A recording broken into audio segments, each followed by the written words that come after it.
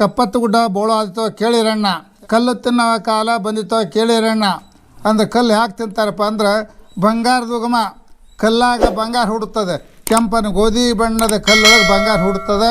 ಅದನ್ನು ಅರೆದು ಪುಡಿ ಮಾಡಿ ಋಷಿಗಳು ತಪಸ್ಸು ಕೂತಿರುತ್ತೆ ಗಿಡದಡಲೆ, ಪಕ್ಷಿ ಮೂತ್ರ ವಿಸರ್ಜನೆ ಮಾಡ್ತಂತ. ಯಾಕಂದರೆ ಈ ಮಹಾಲಿಂಗೇಶ್ವರ ಮಠ ಸುತ್ತಮುತ್ತ ಬಂಗಾರ ಕಡೆ ಇರೋದು 3-4 ದೊಡ್ಡ ಗುಡ್ಡ ಇದಾವೆ.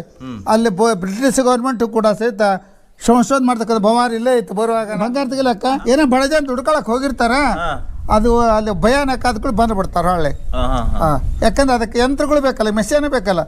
ಕಲ್ಲು ಹೊಡೆದವ್ರು ತೆಗಿಯ ಕರಿಕೆ ಬೆಳೆದಂಗೆ ಬೆಳಿತೈತೆ ಬಂಗಾರ ಕಲ್ಲೊಳಗೆ. ವೀಕ್ಷಕರೇ, ನಾನೀಗ ಕಪ್ಪತ್ತ ಗುಡ್ಡದಲ್ಲಿರುವ ಒಂದು ಮಠ ಮಹಾಲಿಂಗೇಶ್ವರ ಮಠದಲ್ಲಿದ್ದೇನೆ. ಸೊ ಈ ಮಠದಲ್ಲಿ ಒಂದು ವಿಶೇಷ ಇದೆ.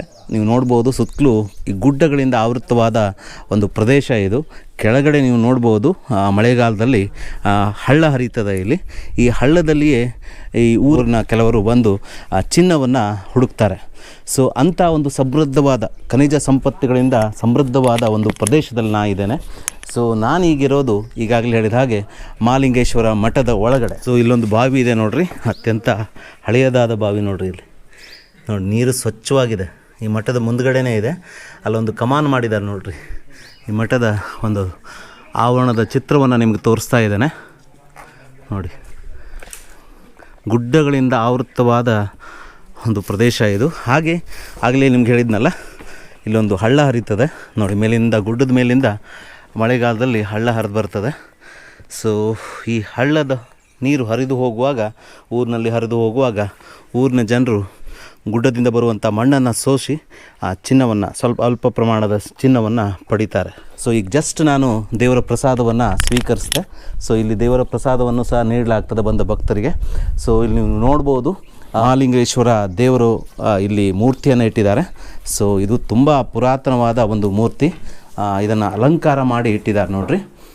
ಇದು ನೋಡ್ರಿ, ಕಾಣ್ತಾ ಇದೆಯಲ್ಲ. ಸೊ ಮಹಾಲಿಂಗೇಶ್ವರ ದೇವರಿದು. ಪ್ರತಿ ಶ್ರಾವಣದಂದು ಇಲ್ಲಿ ಜಾತ್ರೆ ನಡೀತದೆ. ಸೊ ಹಾಗೆ ನಾವೀಗ ಈ ಮಹಾಲಿಂಗೇಶ್ವರ ಮಠದ ಪ್ರಮುಖ ಸ್ವಾಮಿಗಳಾದಂತಹ ಚನ್ನವೀರ ಮಹಾಸ್ವಾಮಿಗಳು ವಿರಕ್ತ ಮಠ ಮಹಾಲಿಂಗೇಶ್ವರ ಮಠದಲ್ಲಿರುವಂಥ ಸ್ವಾಮಿಗಳಿಗೆ ಭೇಟಿಯಾಗಿ ಇದರ ಮಾಹಿತಿಯನ್ನು ತಿಳಿಯೋಣ. ತಪೋಭೂಮಿ ಶ್ರೀ ಜಂಗಮ ಕ್ಷೇತ್ರ ಮಹಾಲಿಂಗೇಶ್ವರ ವಿರಕ್ತ ಮಠ ಕಪೋತಗಿರಿ. ಕಪೋತಗಿರಿಯಲ್ಲಿ ಶುದ್ಧ ಋಷಿಮುನಿಗಳು ತಪಸ್ಸನ್ನು ಗಳಿಸಿ ಮಹಾಮಠವನ್ನು ಕಟ್ಟಿದರು. ಕಪೋತಗಿರಿಯಲ್ಲಿ ಲೋಹಗಳ ಉಗಮ, ವನಸ್ಪತಿಗಳ ಸಂಗಮ, ಪ್ರಾಣಿಗಳ ಚರಾಚರ ಪ್ರಾಣಿಗಳಿರುತ್ತವೆ. ವನಸ್ಪತಿಗಳ ತವರು ಮನೆ ಕಪ್ಪತ್ತ ಗುಡ್ಡ, ಲೋಹಗಳ ಉಗಮ ಬಂಗಾರ, ಕಬ್ಬಿಣ, ಅದಿರು, ಉಕ್ಕು, ಮ್ಯಾಂಗ್ನೀಸ್ ಇರತಕ್ಕಂಥ ಕಪ್ಪತ್ತ ಗುಡ್ಡ. 70 ಗಿರಿಗಿಂತ ಕಪ್ಪತ್ತಗಿರಿ ಶ್ರೇಷ್ಠ. ಅಂಥ ಗಿರಿಯಲ್ಲಿ ಅನೇಕ ಮಠಗಳು ಕಂಗೊಳಿಸುತ್ತಿವೆ. ಮಹಾಲಿಂಗೇಶ್ವರ ಮಠ ಒಂದು, ಗೋಲಗೇರಿ ಮಠ, ಮಲ್ಲಿಕಾರ್ಜುನ ಸ್ವಾಮಿ ಮಠ, ನಂದಿವೇರಿ ಮಠ, ಹಳೆ ಮಠ ಇತ್ಯಾದಿಗಳು ಕೂಡ ಸಹಿತ ಯಾವ ಸ್ವಾಮಿಗಳ ತಪಸ್ಸನ್ನು ಮಾಡಿಕೊಂಡಿರ್ತಕ್ಕಂಥ ಮಠಗಳು. ಇವತ್ತು ಕಪ್ಪತ್ತು ಗುಡ್ಡ ಏನಾದಿತ್ತು ಅಂದರೆ, ಕಪ್ಪತ್ತು ಗುಡ್ಡ ಬೋಳು ಆದಿತೋ ಕೇಳಿರಣ್ಣ, ಕಲ್ಲು ತಿನ್ನವ ಕಾಲ ಬಂದಿತೋ ಕೇಳಿರಣ್ಣ. ಅಂದ್ರೆ ಕಲ್ಲು ಯಾಕೆ ತಿಂತಾರಪ್ಪ ಅಂದ್ರೆ ಬಂಗಾರದ ಉಗಮ, ಕಲ್ಲಾಗ ಬಂಗಾರ ಹುಡುತ್ತದೆ. ಕೆಂಪನ ಗೋಧಿ ಬಣ್ಣದ ಕಲ್ಲೊಳಗೆ ಬಂಗಾರ ಹುಡುತ್ತದೆ. ಅದನ್ನು ಅರೆದು ಪುಡಿ ಮಾಡಿ ಜೀವನ ಮಾಡ್ತಕ್ಕಂಥ ಗುಡ್ಡಗಾಡು ಪ್ರದೇಶದ ವಾಸಿಗಳು.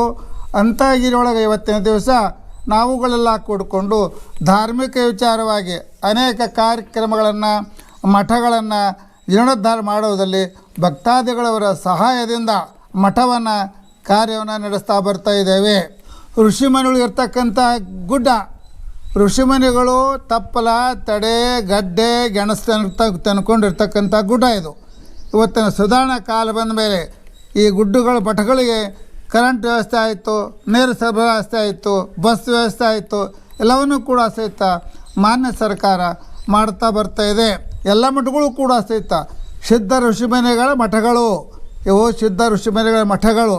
ಯಾಕಂದರೆ ಈ ಮಠಗಳಿಗೆ ಸಂಸಾರಿಕರು ಯಾರು ಇರುವುದಿಲ್ಲ, ಬರೀ ಸನ್ಯಾಸಾಸ್ತ್ರ ಬ್ರಹ್ಮಚರ್ಯ ಪಾಲನೆ ಮಾಡಿಕೊಂಡು ಇರ್ತಕ್ಕಂಥ ಮಠಗಳು. MLAಗಳು ಭಾಳ ಗಮನ ಕೊಟ್ಟರೆ ಕಪ್ಪತ್ತಗುಡ್ಡ ಅಂತಕ್ಕಂಥದ್ದು ಭಾಳ ಸುಧಾರಣೆ ಆಗತಕ್ಕಂಥಲ್ಲಿ ಸಂದೇಹವಿಲ್ಲ.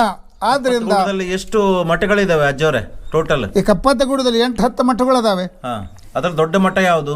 ಮಲ್ಲಿಕಾರ್ಜುನ ಸ್ವಾಮಿ ಮಠ, ಕಪ್ಪತ್ತೇಶ್ವರ ಮಲ್ಲಿಕಾರ್ಜುನ ಸ್ವಾಮಿ ಮಠ. ಇಲ್ಲಿ ಬಂಗಾರ ಸಿಗ್ತದಂತ ಹೇಳ್ತಾರೆ. ಬಂಗಾರ ಸಿಕ್ತ ಅಂತ ಹೇಳ್ತಾರೆ. ಬಂಗಾರ ತೆಗಿಲಿಕ್ಕೆ ಬರ್ತಾರೆ ಜನ ಅಂತ ಕೇಳ್ತಾರೆ. ಆ ಬಂಗಾರವನ್ನ ಸಿಗ್ತತ್ರಿ. ಅದು ಏನಂದ್ರೆ ಒಂದು ಕಲ್ಲ ಬೆಳೀತೈತೆ, ಅದು ಕೆಂಪನ ಕಲ್ಲಾಗ ಅದು ಬೆಳಕೋತ್ ಹೋಗ್ತೈತೆ. ಅದು ಅದೇ ಕೆಂಪನ ಕಲ್ಲ ಮಾತ್ರ ತಿನ್ನೋದು, ಅದು ಬಾಕಿ ಕಲ್ಲು ತಿನ್ನೋದಿಲ್ಲ. ಅದು ಬೆಳಕೋ ಅಂತ ಹೋಗಿ ಆ ಕೆಲಸ ಬಡ ಬಗ್ಗರು ಆ ಕಲ್ಲು ಹೊಡ್ಕೊಂಡು ಬಂದು ಜೀವನ ಮಾಡ್ತಾರೆ.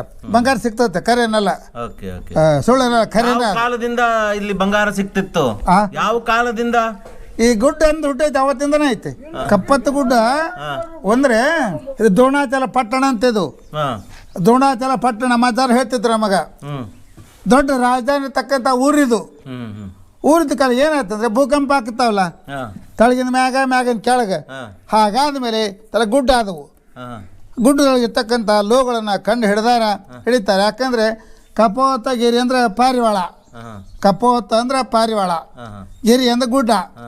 ಆ ಒಬ್ಬರು ಋಷಿಗಳು ತಪಸ್ಸು ಕೂತಿರ್ತ ಗಿಡದಡಲೆ, ಪಕ್ಷಿ ಮೂತ್ರ ವಿಸರ್ಜನೆ ಮಾಡ್ತಂತ.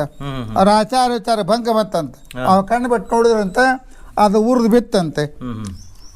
ಅದೇ ಹಕ್ಕಿ ಪಕ್ಕಿ ರೆಕ್ಕೆಗಳ ಗುಡ್ಡನು ಅಂತಾರೆ. ಯಾಕಂದ್ರೆ ಇದಕ್ಕೊಂದು ಲೆಕ್ಕ ಸಿದ್ಧಾಂತ ಏನೂ ಇಲ್ಲ. ಇಷ್ಟು ಜನ ಸಾಹಿತಿಗಳು ಎಲ್ಲರೂ ಕೂಡ ಪೇಚಣೆ ಮಾಡ್ತಾರೆ. ಕಪ್ಪತ್ತುಗಳ ಬಗ್ಗೆ ಯಾರ್ಯಾರು ಪೇಚಣೆ ಮಾಡಿಲ್ಲ, ಅದು ಗ್ರಂಥ ಹೊರಗೆ ತಂದಿಲ್ಲ. ನಾವು ದೊಡ್ಡ ಮಠಾಧೀಶ ಒಂದು ಕಾರ್ಯಕ್ರಮದಾಗ ಕೂಡಿದ್ದೆವು.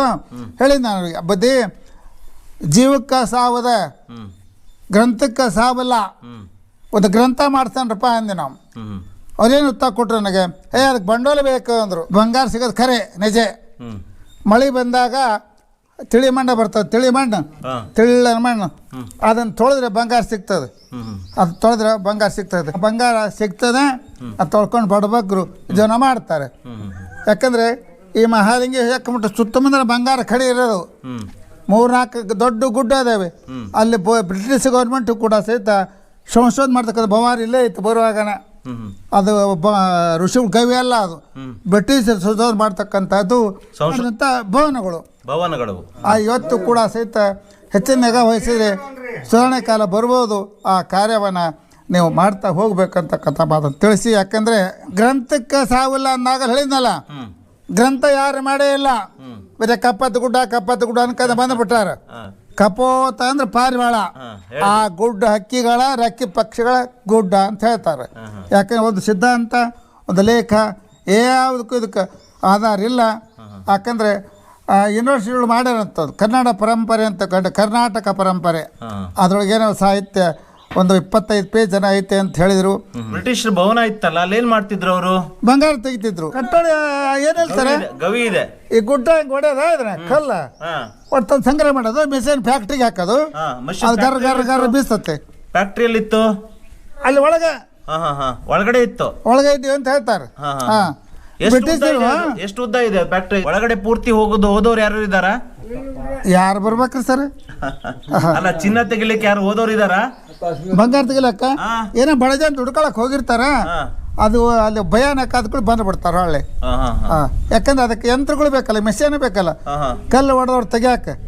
ಇವತ್ತು ಆ ರೀತಿ ಒಳಗೆ ಇದು ಕರಿಕೆ ಬೆಳೆದಂಗೆ ಬೆಳಿತೈತೆ ಬಂಗಾರ ಕಲ್ಲೊಳಗೆ. ಅದು ಬೇಕಲ್ಲ, ಒಂದು ಗೋಧಿ ಬಣ್ಣ ಅದಕ್ಕೆ ಕಲ್ಲ ತಿಂದ್ಕೊಂಡು ಬೆಳಿತೈತಿ ಅಂತ ನಾನು ನೋಡಿದ್ದಿತ್ತು. ಆದ್ರೆ ಆ ಪ್ರಯೋಗ ಏನು ಮಾಡಕ್ ಹೋಗಿಲ್ಲ ಏನ್ರಿ.